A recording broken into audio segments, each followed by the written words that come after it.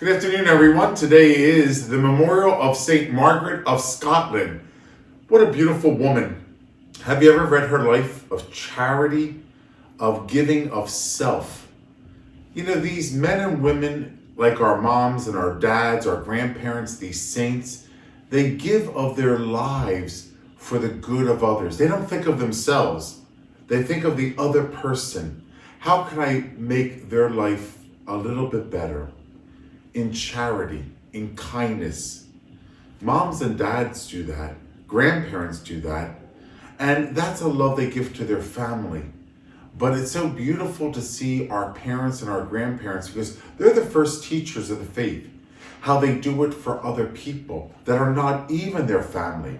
You know, when we say feed the hungry, give drink to the thirsty, clothe the naked, visit the imprisoned, instruct the ignorant, counsel the doubtful, they're called the corporal and spiritual works of mercy.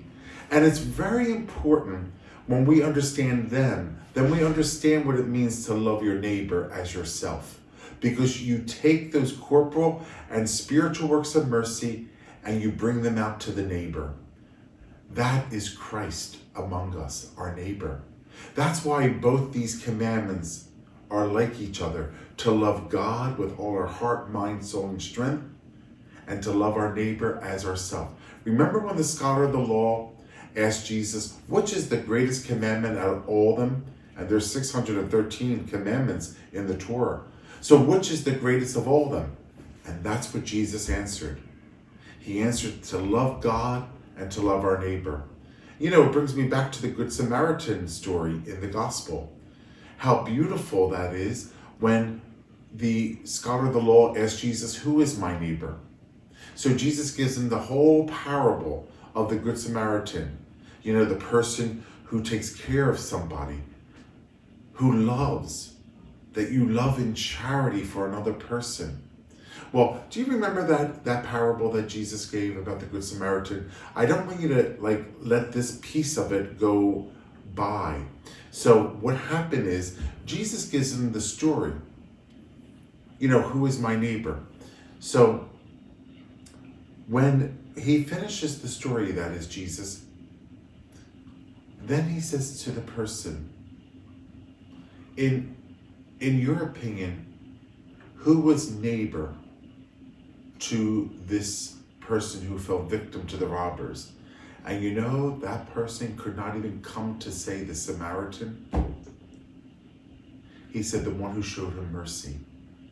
And he goes, go and do the same.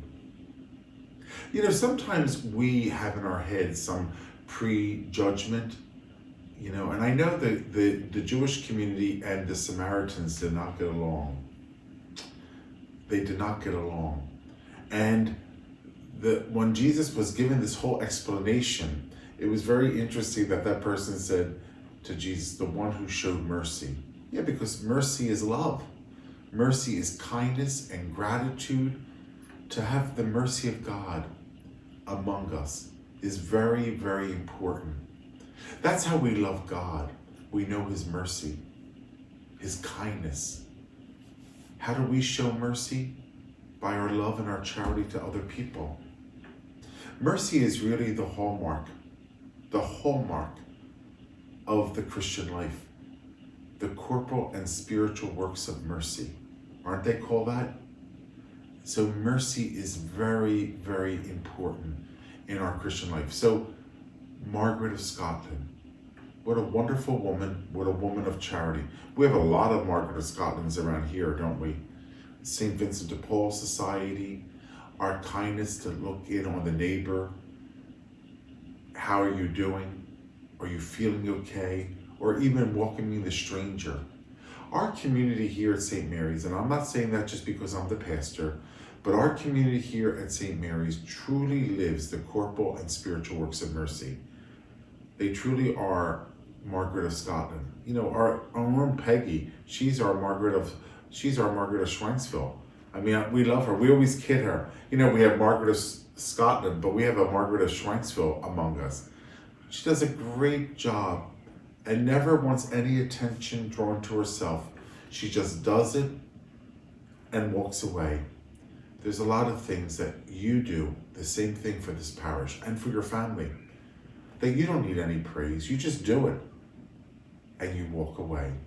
Because you do it for the honor and glory of God. It's always nice to be appreciated, don't get me wrong. I think everybody likes to be appreciated. I mean, we're human. So for everything that you do, seen and unseen, thank you very much. I personally appreciate it. And I know that the people of this parish appreciate your kindness, generosity, love, mercy, charity in everything you do, whether it's cleaning the church, cleaning the candle stands, whether it's working at the feast, working at a Christmas bazaar and craft show, whether it's helping with St. Vincent de Paul, whether it's teaching a faith formation group, a Bible study, whatever it may be, whatever you do, how blessed are we because of you.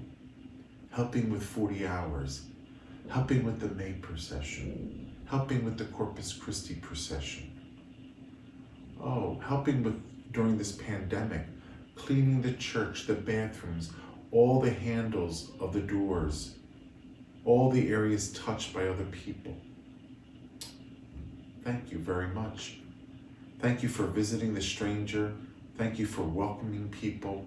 Thank you for giving of your food and your drink to others so that they could have something for Thanksgiving. Thank you for all that you do in charity. As you do it for the least of my brothers and sisters, you do it to me, Jesus says. So like Margaret of Scotland, we have a lot of Margarets here and a lot of Josephs here that do a lot of good work. I'm grateful for all of you. Just want to, again, thank Patrick Thorpe for coming this past weekend.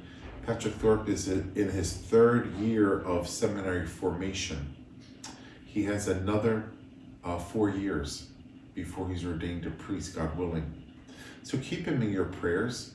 He already did Spirituality Year, Pre-Theology 1, and he's now in Pre-Theology 2. So after that, he'll begin his graduate work in the Theologate. And he'll go 4 years there before he's, God willing, ordained a priest. But I also want to give a shout out to Mr. Sam Roberts, who is our parish seminarian as well. So we have 2 seminarians, everybody. Patrick Thorpe, who's studying for the diocesan priesthood, the group that I belong to. And we have a parishioner who's studying to be a Capuchin Franciscan, Sam Roberts. So I want to just mention him as well. I mean, Sam does great work in his own community. He's studying very hard. He does a lot of good for them and also for us. He has helped us with our video for our capital campaign. I remember him coming to me just saying, what can I do to help? This is what I mean about people of St. Mary. They just step up to the plate and they want to help. So for you, Sam, we're also praying for you. We pray for vocations to the priesthood and consecrated life. Sam is studying in the consecration life seminary. In other words, priesthood and religious life, or priesthood and consecrated life. So those who are studying in religious orders are part of studying for the consecrated life. Remember, Patrick told you over the weekend that he was in the consecrated life in formation or with the Augustinians, but discerned that that was not what God was calling him to. God was calling him to the diocesan priesthood. So he came into our seminary. So he's there now, and we're praying for these both men. And we pray to God that God will call many others to the priesthood and consecrated life, and to girls into the religious life. That would be wonderful, wouldn't it? So let's continue to pray to the Master of the Harvest to send more laborers into his vineyard. God bless you, everybody.